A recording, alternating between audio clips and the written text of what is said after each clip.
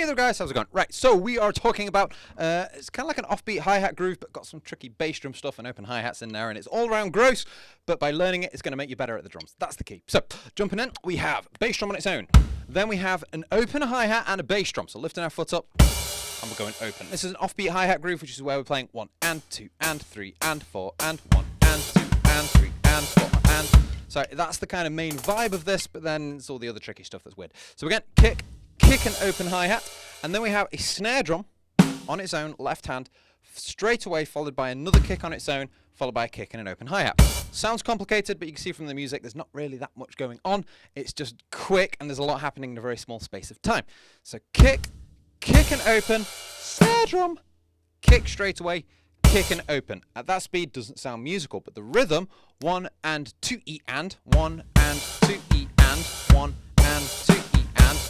That's the tricky bit just there. Now, in terms of the opening the hi-hat and closing it, you could just leave it open to practice. 1 and 2 E and, but it doesn't really work very well. So for practice, you could 1 and 2 E and, 1 and 2 E and. But I want you to, if you can, open and close the hi-hat in between. So it's closed, open, close it on the snare drum, kick, open, then close it again on the first beat. And it gives you this 1 and 2 and 3 and 4 and... And that can be tricky to do, but sounds really cool if you do get it. So, and then this is the little pattern that you can try and fit in with. Doesn't just have to be offbeat hi-hat grooves, although that sounds cool, but even like a normal groove, just stick it at the end.